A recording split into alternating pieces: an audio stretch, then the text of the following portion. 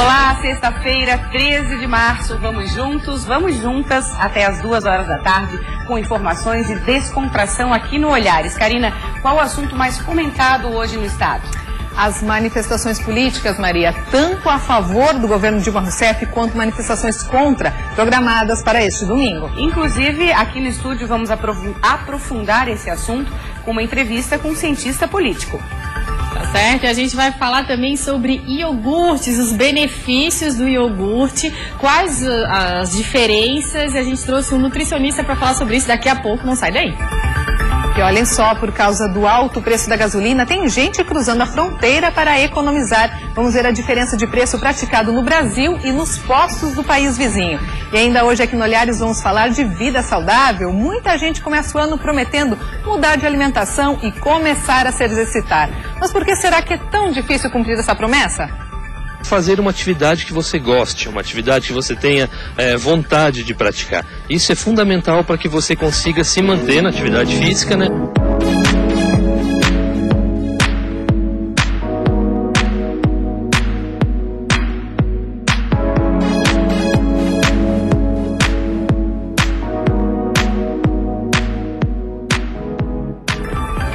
Venha com a gente, o Olhares já está no ar.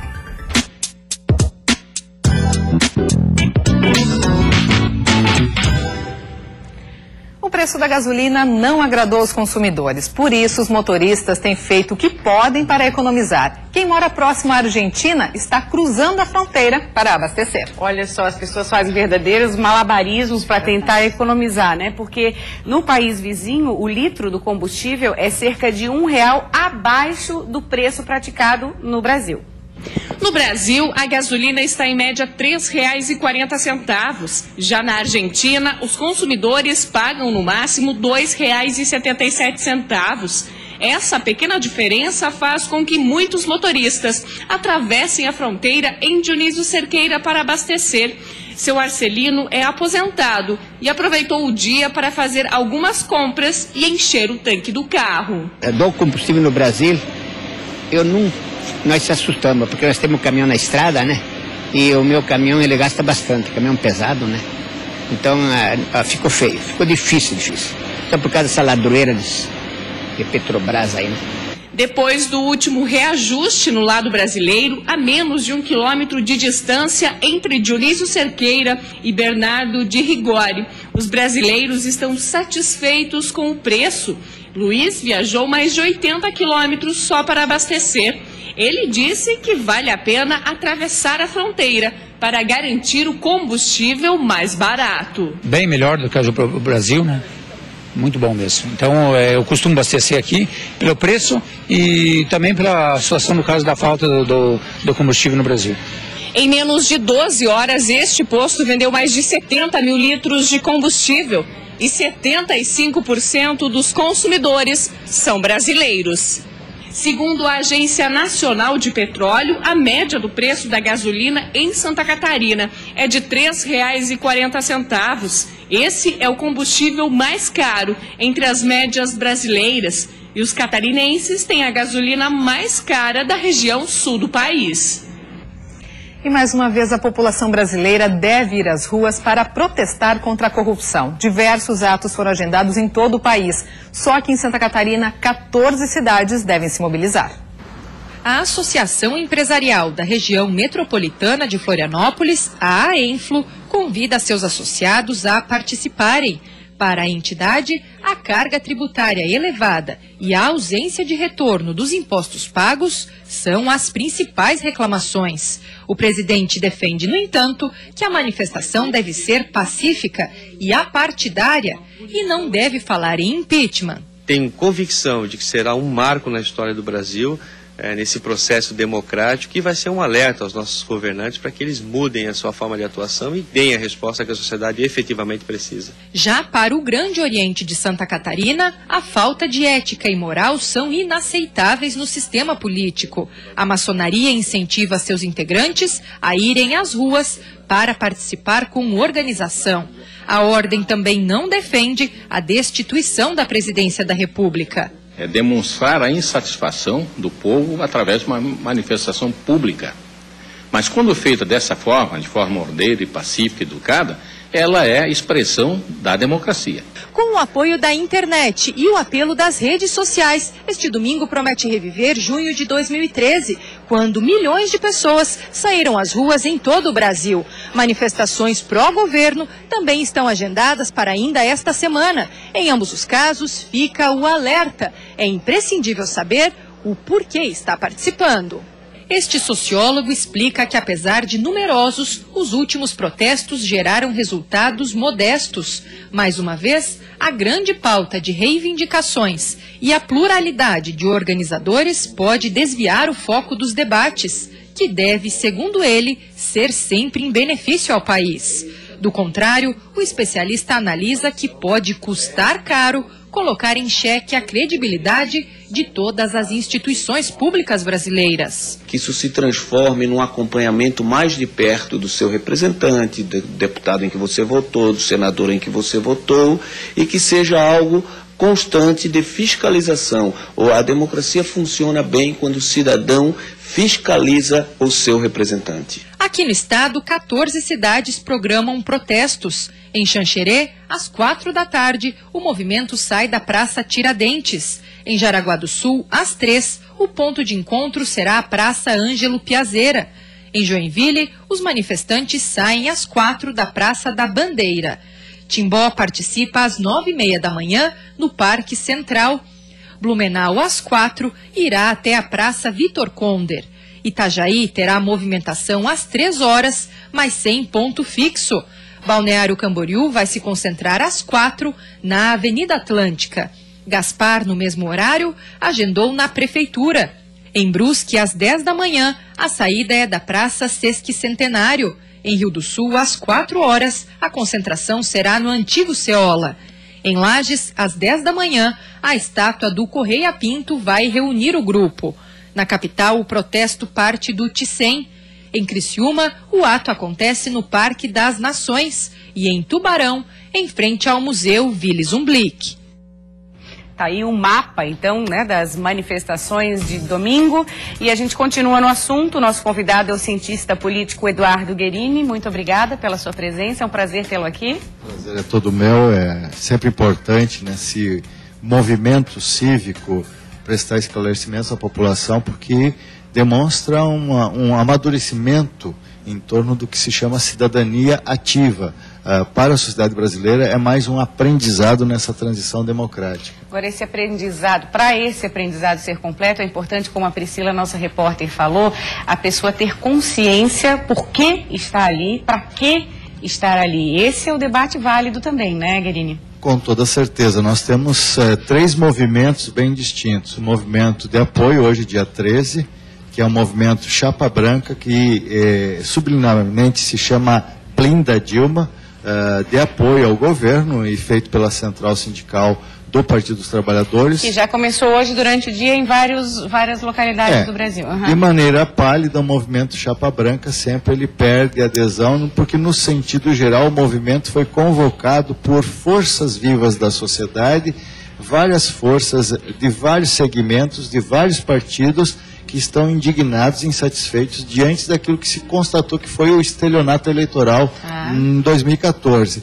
e que foram potencializados pelo grau de corrupção endêmica que tomou conta da maior empresa brasileira, a Petrobras, e que por desfaçatez do governo ainda não tomou as providências no combate efetivo à corrupção, que é uma das bandeiras de 2013.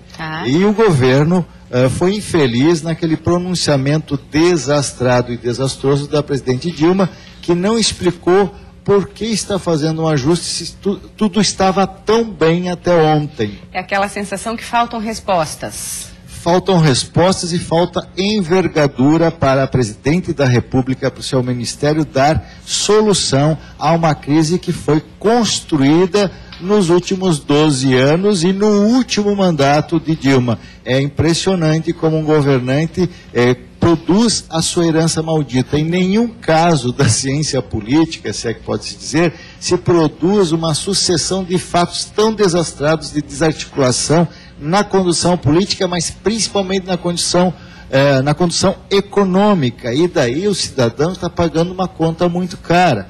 Eu lembro que nós temos aí um tarifaço, um aumento dos combustíveis, e o desemprego começa a surgir como grande fantasma que vai, vamos dizer, solapando a ideia de futuro de uma nação. E essa demonstração se traduz nas manifestações que estão programadas. E a grande pergunta é, uma manifestação dessa, Guerini, prevista para domingo, né, de indignação da população, consegue realmente chegar no impeachment, como tem muita gente prevendo? De maneira geral, nós chamamos isso de um réveillon de cidadania. 2015 está sendo marcado por um protesto de indignados, insatisfeitos, desiludidos diante de um governo que não dá respostas. E o clamor das ruas, a participação popular, a manifestação que está inscrita na Constituição, não é golpe, não é terceiro turno. O cidadão tem direito de protestar, tem direito de se manifestar quando a sua classe política, no momento de crise, não dá o exemplo. E o governante também não dá a condução e a direção. Sem norte e sem direção, a população vai guiando agora as mudanças necessárias para esse governo. Mas para chegar ao impeachment é preciso mais que isso, vamos esclarecer. O impeachment é uma parcela do movimento de protesto do dia 15. Nós temos um movimento de combate à corrupção e um movimento a favor do impeachment. O impedimento de um presidente, de um governante, ele se dá a partir de fato determinado. Embora existam indícios de participação de membros do governo, citações em relação à presidente Dilma e a seus ministros, ainda não há um bilhete, a abertura de um processo na Câmara dos Deputados. E esse processo de impeachment é um processo que começa com manifestação, protestos, pressão popular da população, do cidadão brasileiro para com os seus representantes. Isso é importante. Assim como o Collor foi impedido e teve cassado o seu mandato por pressão popular. Essencialmente, nós estamos iniciando uma rodada de protestos que poderá levar ao impedimento da presidente Dilma Rousseff, o que é uma tragédia do ponto de vista da democracia. Sim, sem dúvida. Muito obrigada pela sua presença, pelos esclarecimentos. Vamos acompanhar então os fatos, né? Obrigado, boa tarde a todos. Boa tarde. Agora a Karina está chegando aí, vai trazer uma reportagem de Joinville. É isso mesmo, cães da raça labrador estão sendo treinados para formar o primeiro esquadrão de resgate e salvamento da região do Vale do Itapucu. Os animais estão sendo treinados por bombeiros voluntários da cidade de Xereder. 3 cães já passaram pela primeira etapa do treinamento e agora estão em uma fase mais intensa que deve durar 1 ano. Só depois de muita prática que eles estarão prontos para ajudar no resgate de vítimas. Eles ainda são considerados filhotes e estão cheios de energia. Esses 3 cães da raça labrador são os novos recrutas dos bombeiros voluntários de Xereder. Eles integram o projeto Cães Farejadores Busca pela Vida. Junto com mais 4 tutores, os animais formam um esquadrão de resgate e têm uma rotina diária de treinamento. Treinamento com busca, ele não pode fazer xixi, ele tem que seguir aquela trajetória, não pode se desviar atrás de outros animais. Ah, tiver um cachorro, outro cavalo, um outro bicho, ele não pode, ele tem que estar focado no brinquedo, na busca. Às vezes eles são bem elétricos e tem que queimar essa energia para poder seguir um treinamento mais tranquilo depois. O primeiro a ser treinado foi Paco, que tem 11 meses. Em seguida, ele ganhou a companhia de mais 2, os irmãos Hulk e Luna. Os 3 são bem agitados e adoram brincar, como todo filhote. Até a disciplina do treino vira diversão. É que eles precisam encontrar e pegar o brinquedo que tanto adoram. Tem um brinquedo específico que nós mesmos montamos com base no que a Vebrec, que é a nossa parceira, passou para nós aí de Joinville. Então, com base no que eles fizeram, a gente vai incentivando eles a ficar viciados, vamos dizer assim, nesse brinquedo. Que depois ele vai relacionar o brinquedo a pessoa na mata, por exemplo, para fazer a busca dessa pessoa. Os treinamentos seguem o padrão da cartilha da Associação Voluntária de Busca e Resgate com Cães, a AVEBREC, que é uma referência nesse tipo de trabalho em Santa Catarina. Os 3 cães já completaram a primeira parte do treinamento, que é de obediência ao comando dos tutores. Agora estão na fase de buscas, que é a mais intensa e deve durar 1 ano. Só então vão estar prontos para trabalhar no resgate a vítimas. Depois, conforme ele for evoluindo, a gente vai aumentando as dificuldades. vai colocando uma distância maior, por exemplo, a pessoa vai começar a esconder a pessoa no meio do local, para começar a aumentar essa dificuldade com o cão.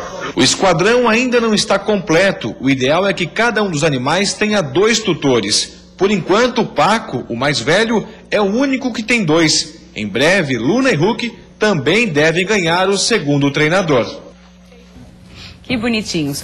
Olha, um alerta vindo da Vigilância Sanitária de Florianópolis. O uso de autoclave, que é a esterilização por calor úmido em salões de beleza, barbearias, centros de estética e outros estabelecimentos do setor. É o que a gente vai conversar com a fiscal da Vigilância Sanitária, Fernanda Mendonça. Seja bem-vinda a Olhares, tudo bem? Tudo bem.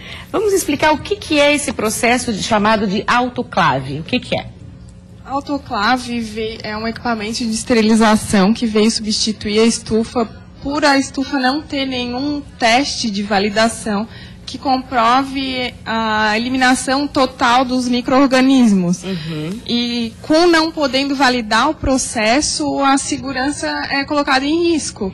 Então, a autoclave substituiu a estufa por está fazendo esse processo de esterilização sem nenhum método de controle válido para saúde pública. A estufa foi proibida nos salões desde 2013, né? E aí substituído por esse método, é isso? Isso, a Diretoria de Vigilância Sanitária do Estado de Santa Catarina lançou uma instrução normativa que proíbe a estufa desde outubro de 2013. Tá. É muito caro essa autoclave? Eu não tenho noção dos custos, mas acredito que um investimento para um estabelecimento de beleza não seja um impacto tão... É um investimento necessário, até porque vai se pagar, né, no decorrer. Segurança. E a segurança, que isso não tem preço também, né, Fernanda? Qual que é o papel, na sua opinião, das consumidoras? Eu sei que a Vigilância Sanitária realiza um trabalho de fiscalização, mas nem sempre é possível estar em todos os estabelecimentos, ao todo tempo, né? Não dá. Qual o papel da cliente, do cliente nesse processo? O papel do cliente é de fiscalizar junto com a gente, porque são muito, a quantidade de olhares é muito maior, e está repassando isso para a gente poder visitar esses estabelecimentos que não estão de acordo com a instrução normativa do Estado, para estar assegurando a saúde da população na utilização dos serviços de beleza. Vamos só colocar o microfone mais pertinho. Isso, que a sua voz é bonita, vai ficar mais bonita ainda. Tá, isso é importante também. Quais os perigos dos salões, dos estabelecimentos que não utilizam o processo de autoclave? O perigo é da hepatite B, que é um dado que a gente não tem correlação ainda com o serviço de beleza, porque ninguém chega num posto de saúde dizendo, eu frequento um salão, eu não tenho certeza desse processo de esterilização. Ainda não tem essa correlação de dados, pode ser muito grande o número de pessoas que foram contaminadas. E não se sabe, aquela história, né? Eu fiz a unha, o alicate estava contaminado. Aí você faz, acaba contaminando você. E assim vai. Nossa, é muito perigoso. Nesse processo, levar o próprio alicate, vale essa dica? Vale. Tá. Porque só uma pessoa vai usar, no caso você. Eu já vi pessoas fazerem isso. A instrução, inclusive, indica as clientes a levarem seu kit para o estabelecimento. Tá. Mas nada garante mais que um processo de esterilização em autoclave, realizando esses testes para comprovar o procedimento. Tá certo, é muito sério, tem que levar super a sério. Muito obrigada pela sua vinda aqui no Olhares. Até a próxima. Depois do intervalo, a gente volta, vai ter uma dica bacana de decoração. Sabe aquela estante que está na sua casa, que você olha para ela, não sabe direito o que colocar? Tem dicas bem legais para você dar uma repaginada aí no ambiente. E depois do intervalo vamos falar também de turismo. Em Balneário Camboriú, o turismo sênior já começou. E em São Joaquim, a cidade já se prepara para receber os turistas na época mais fria do ano. Ai, coisa boa. Adoro o inverno aqui na Serra, então em Santa Catarina é uma delícia, né? E eu vou falar também do documentário Pedalando com Índios, a história de um casal que percorreu, vocês já estão vendo imagens, cerca de 12 mil quilômetros, visitando aldeias indígenas, muito legal, em cima aí, de uma bicicleta. A gente já volta.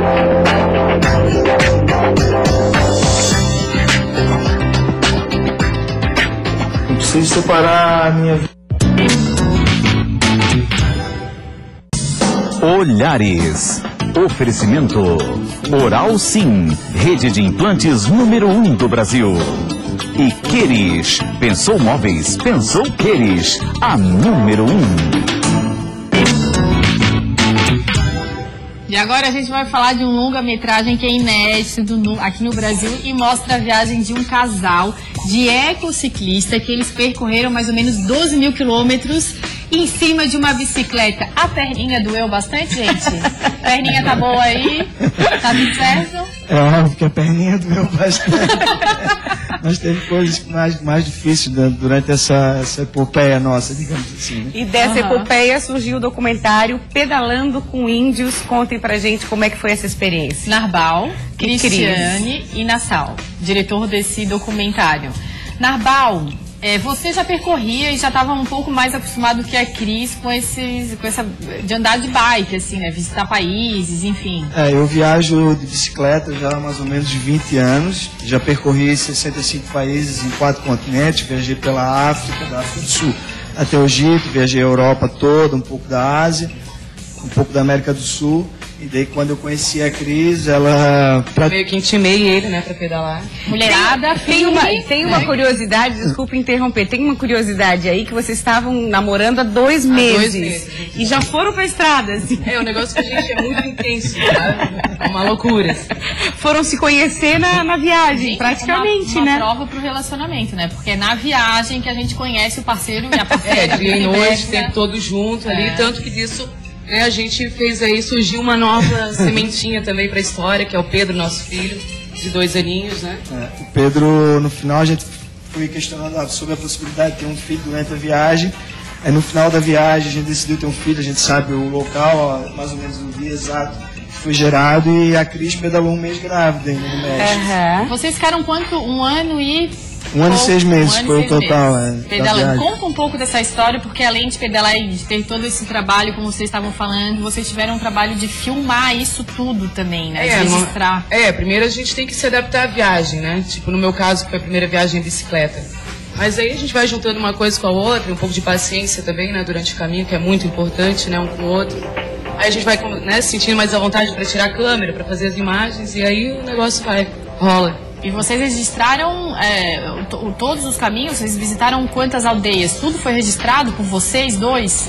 As aldeias não foram todas as aldeias que a gente visitou não foram registradas, principalmente porque às vezes o acesso a uma aldeia indígena é bem remoto e bem difícil. Além do que tu precisa de permissões especiais, no caso no Brasil tem que ter permissão da FUNAI para tu visitar, mas as aldeias que visitamos a gente teve acesso, teve contatos prévios com o cacique, com o pessoal que trabalha com os indígenas. Eles autorizando. Autorizando, e a gente poderia ir lá até para fazer imagem e tudo, né? Que tem tudo. A gente tem um total de umas 80 horas, né, Nassau, eu acho. Né? Nossa, que trabalheira, Nassau.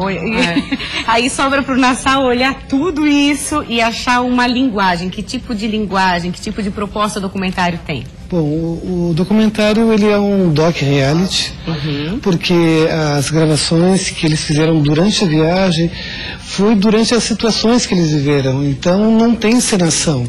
Eles estavam com fome, estavam com frio, estavam bravos, estavam felizes, é isso que a gente traz para dentro do documentário, e dá para dizer que é um doc-reality tragicomédia, porque tem situações que são engraçadas, situações mais difíceis. Mas você não é só a parte do reality que eles filmaram, tem a parte também que vocês produziram. Exato. É uma mistura É uma mistura. Nós tivemos que fazer algumas costuras para poder contar essa história, até para também abordar essa questão da mobilidade social e mobilidade urbana, que é tão importante no dia de hoje. Teve esse enfoque também. Também a gente busca esse enfoque dentro do documentário. Né? E é uma situação que a gente vive, né? As estradas cheias de automóveis, difícil de transitar, enquanto que o hábito da bicicleta, além de ser saudável, né, torna as pessoas mais felizes, polui menos, etc, etc. Então, nós sentimos que seria importante e apropriado fazer uma abordagem a esse assunto. Passar essa mensagem. Passar essa mensagem e também. Essa mistura do produzido com o real, isso é inédito, vocês estavam comentando, né? Poucas pessoas já fizeram isso no Brasil, no mundo, isso que é muito legal também, né? O desafio era essa questão de manter a fidelidade da veracidade, daquelas imagens imagens cruas, porque muita coisa eles gravaram em cima das bikes. Sim, valendo também, né? Que também está valendo. É o olhar de vocês ali. Exatamente, e que dá essa veracidade. Mas assim, nós já fizemos uma estreia em Blumenau e a reação do público foi muito interessante. Qual foi? Porque é uma história única.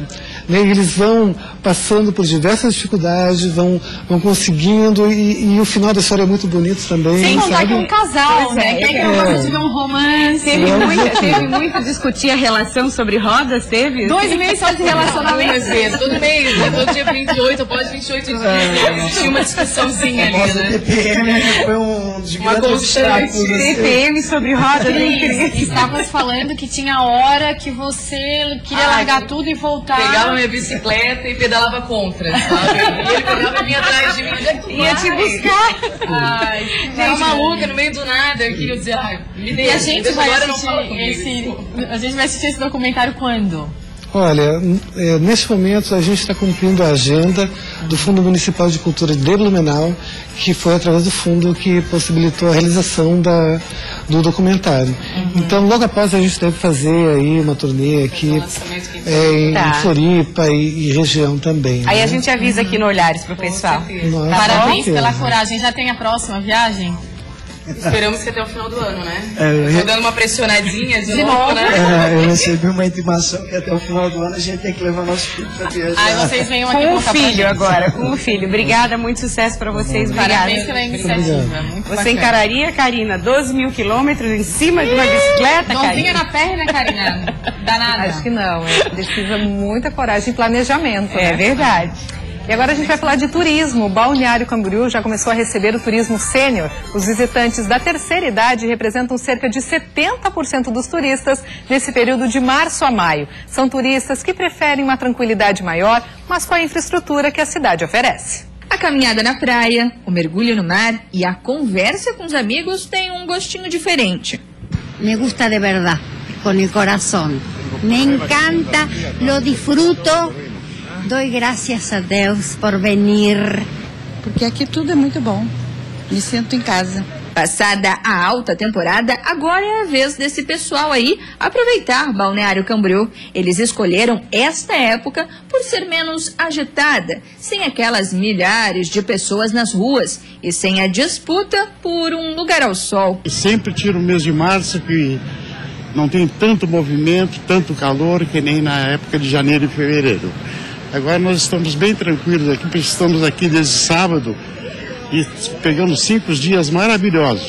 Este hotel já está com 90% de lotação até o feriado da Páscoa. Os visitantes da terceira idade representam cerca de 70% dos turistas no período de março, abril e maio. Outros fatores favorecem a vinda desse público a Balneário Camboriú, como a Semana do Turismo no Uruguai, o encontro de igrejas evangélicas em Camboriú e a Semana Santa. O que eles procuram é tranquilidade, belezas naturais, mas acabam encontrando muito mais que isso. Tudo que vier agora, até nós irmos embora, praticamente eu acho que é lucro, bem dizer. E na Serra Catarinense tem cidade que já está pensando no inverno. Em São Joaquim, a infraestrutura da cidade está sendo melhorada para receber os turistas na época mais fria do ano. São Joaquim é conhecida pela maçã e pelo frio. Localizada na Serra Catarinense, é a maior produtora de maçã do estado. No inverno, a cidade é destino de muitos turistas que buscam temperaturas baixas e a neve, já que é um dos poucos locais do Brasil onde o fenômeno raro acontece. Por ano, milhares de turistas passam por aqui. A pequena cidade de 24 mil habitantes recebe gente de várias partes do mundo e foi pensando em se reestruturar para receber melhor esses visitantes que São Joaquim se transformou em um verdadeiro canteiro de obras. Por todos os lados tem gente trabalhando para deixar a cidade mais bonita. A revitalização está sendo feita nas calçadas, ruas, rodovias e faz parte do projeto Acorde do governo do estado e prefeitura. Para que nós tenhamos uma infraestrutura básica, bonita, para dar qualidade de vida para o nosso cidadão que aqui vive, que aqui trabalha, e também para os nossos turistas que venham e encontrem uma cidade harmoniosa, charmosa e organizada. Uma obra que tem como objetivo não só melhorar a infraestrutura da cidade, mas também ajudar no crescimento econômico e turístico da região serrana. Ela vem justamente para atender a necessidade das pessoas que aqui vivem, que aqui moram, e também do nosso turista, que chega em São Joaquim e vai ter sim uma cidade mais bonita, uma cidade mais bela, uma cidade mais limpa. Para o próximo inverno, quem chegar em São Joaquim já deve encontrar a cidade mais bonita e estruturada. Além do frio, São Joaquim também deve ser a atração. Uma cidade com desenho mais bonito, mais agradável, com mais conforto e que, enfim, a pessoa tenha mais prazer de usufruir desse espaço público, né? Principalmente os habitantes, moradores da cidade. Agora deixa eu dar um recado para você, olha, nada melhor do que ter na decoração da sua casa móveis super charmosos que combinam com o seu estilo, não é verdade? E toda essa qualidade só a Mazotti tem. Você já deve ter notado que contamos com peças novas em nosso cenário, uma mais linda do que a outra, gente. Corra já para a Mazotti para garantir móveis e peças de bom gosto para deixar sua casa ainda mais bonita e moderna. Em Florianópolis, a loja Mazotti fica na SC 401, ali no Shopping Casa e Design. Na internet, o endereço é mazotti.com.br. Anote os telefones: 48-3238-1795 ou 3238-2303. Pensou móveis com qualidade e requinte? Pensou Mazotti. Mazotti, objeto de estima.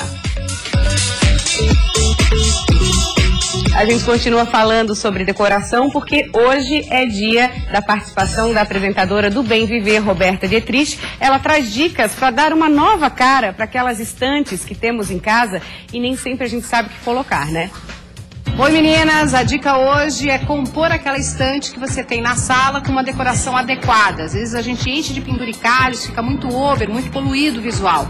A dica é usar alguns livros, alguns objetos pessoais, mas também usar peças como essas ao fundo que tem diferentes volumetrias. Peças mais baixas com peças mais altas, peças mais largas com outras mais estreitas, porque aí o olhar não fica monótono, não tem uma linha só. Você tem essa quebra, o que torna o visual muito mais interessante. O uso de cores pontuadas também é muito legal, porque se for uma cor forte que enjoa, como é um objeto de decoração, você consegue trocar esse objeto sem grandes investimentos. Então fica a dica também de trazer para essa estante memórias das suas viagens, porque sempre são boas histórias para quando você recebe as visitas e conta sobre aqueles objetos da estante, tá certo? Espero que vocês tenham gostado da dica, mais sobre arquitetura e decoração que a gente aprende com os nossos parceiros, como hoje aqui na Artesanal em Balneário Camboriú. Você encontra, claro, no Bem Viver, sábado ao meio-dia. Beijo! Beijo, adoramos a dica, ó, e a seguir a gente vai falar sobre os iogurtes e os diferentes tipos e os seus benefícios. Já tem aqui, ó, em cima da mesa. É isso aí, é difícil até de escolher.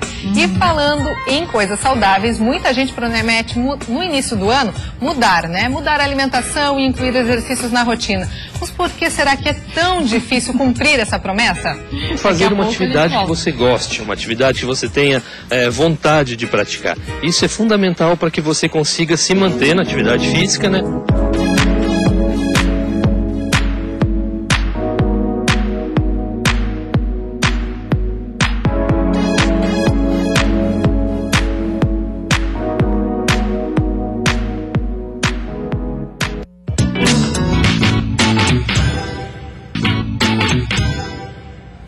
Estamos de volta agora 1h45 e a forte chuva que caiu no sul do estado, provocada pelo ciclone subtropical, causou estragos em vários municípios. E Sara decretou situação de emergência. A prefeitura calcula um prejuízo de 3 milhões de reais. E por lá, as temperaturas altas dessa tarde devem provocar mais chuvas. Nas demais regiões, a chuva deve ser passageira. Já no último final de semana do verão, deve ser de tempo bom em algumas cidades e instabilidades em outras. Vamos ver no mapa como fica o tempo neste sábado? Na Serra Catarinense, o fim de semana começa com sol entre nuvens, com possibilidade de chuva a partir da tarde e máximas de 25 graus. Na região norte, o sábado será de sol, mas pode chover no início e no final do dia. Os termômetros marcam até 29 graus. No oeste, no Vale do Itajaí e na Grande Florianópolis, o dia amanhece com tempo bom, mas há chance de pancadas de chuva de tarde e as máximas ficam em 28 graus. No sul do estado, pode fazer até 30 graus e há possibilidade de chuva no final do dia.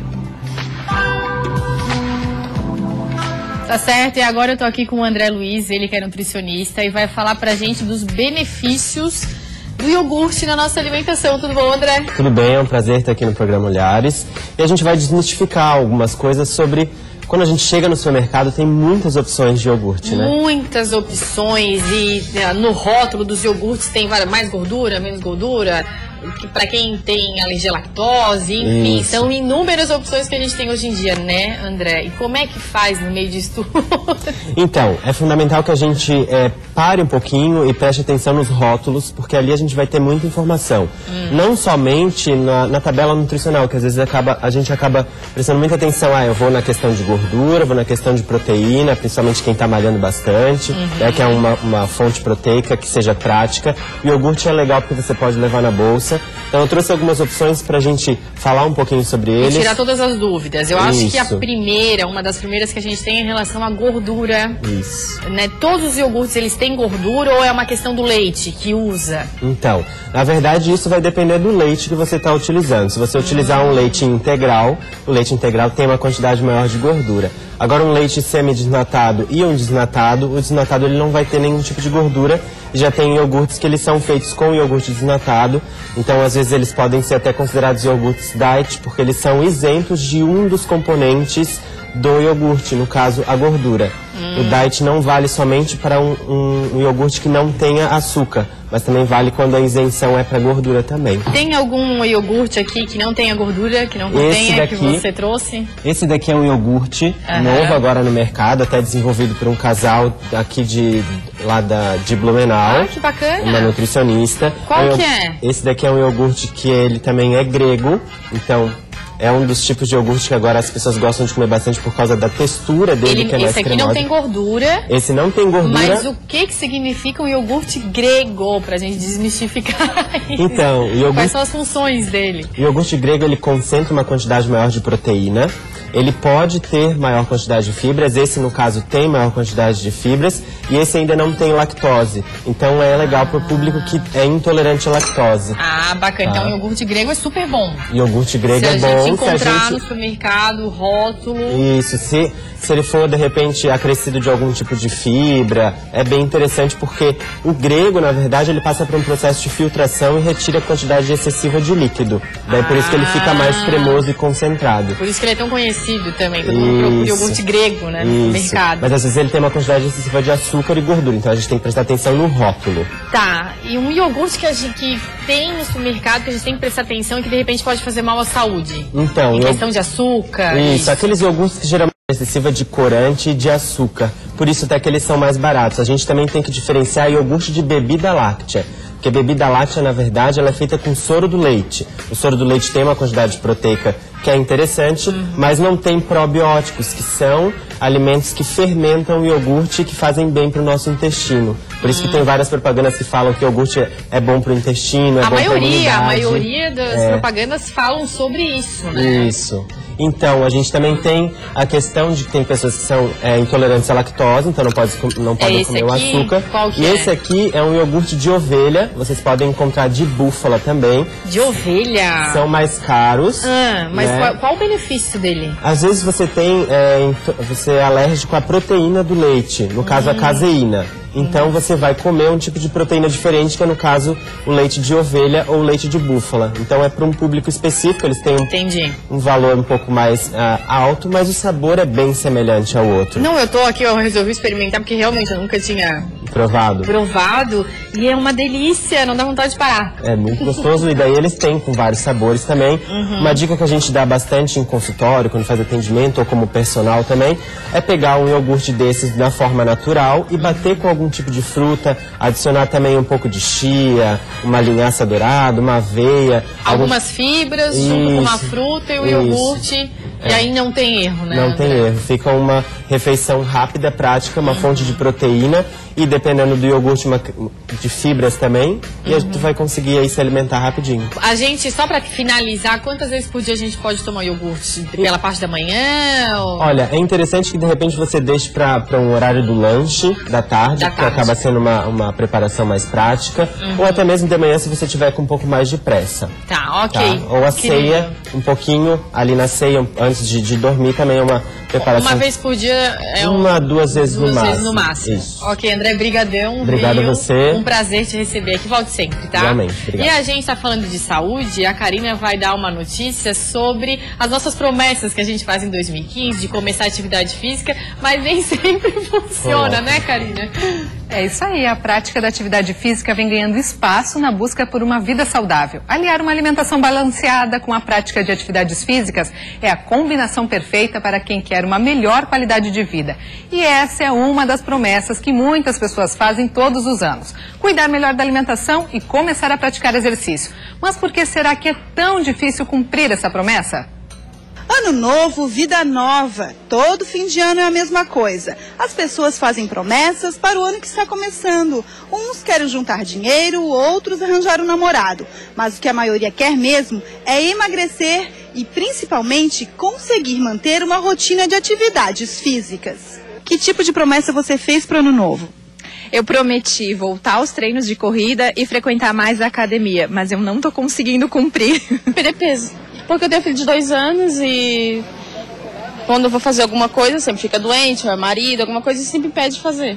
Mas estou tentando. Prometi que esse ano 2015 eu iria ter uma alimentação mais saudável, iria começar a fazer atividade física para manter a saúde. Estou tentando. Fugir do sedentarismo e adotar um estilo de vida mais saudável é o desejo de muitos. Segundo as principais organizações de saúde, pessoas sedentárias têm muito mais chances de sofrer de doenças degenerativas em relação aos praticantes de atividade física. Mas por que será que é tão difícil manter uma rotina de exercício? A maioria das pessoas que querem iniciar uma prática esportiva, elas já vêm de uma origem bem irregular, principalmente em relação à orientação profissional.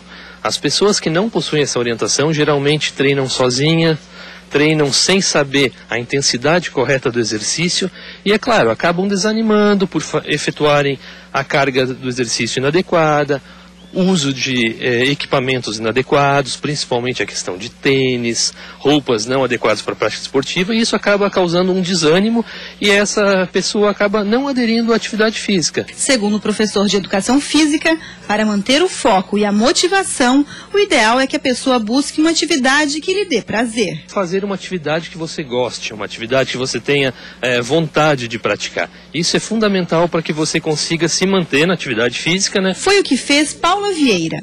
Há 1 ano, ela começou a praticar a corrida em grupo e foi nessa atividade que encontrou a motivação que faltava.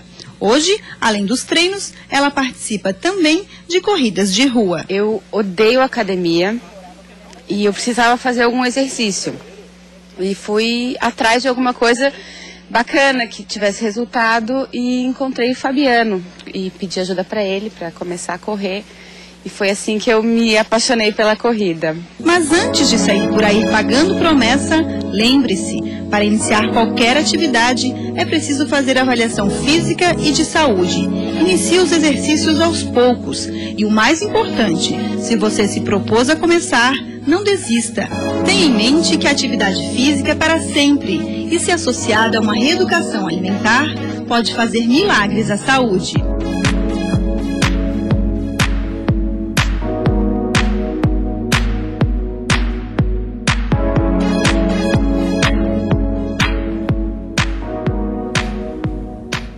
Olha só, e para muita gente, nem mesmo a deficiência física é desculpa para praticar atividade física. Nossa equipe de Joaçaba foi conhecer um jovem que se dedica diariamente aos treinos na academia.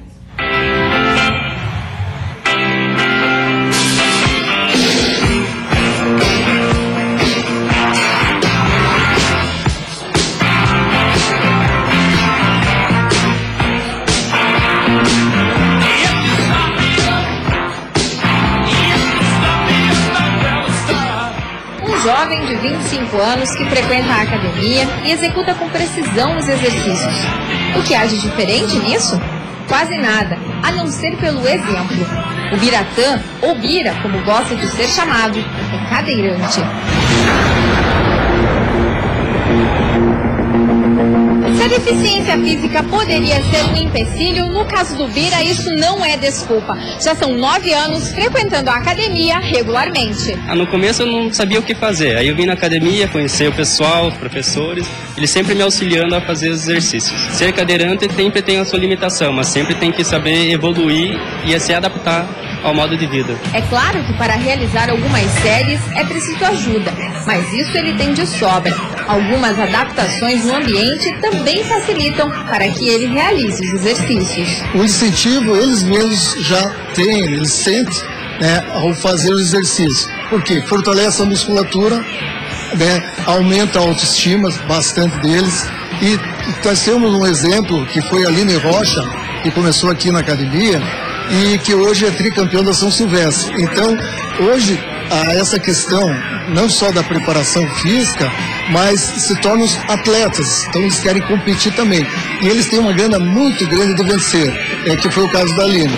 E o Bira tem esse segmento, ele joga tênis de mesa, joga basquete. Então, a academia seria uma preparação mais na questão física, né, psicológica, e uma superação para ele ter outros desafios dentro do esporte ou da vida cotidiana dele. Os resultados têm sido percebidos não só na aparência. Mais disponibilidade para vir aos lugares, tem forças, a parte física melhora, rendimento e até a vida social. E se exercitar é bom para quem tem superado limites, pode ser bom para você também. Independente de ter ou não deficiência, se o que faltava era motivação, aí está o exemplo.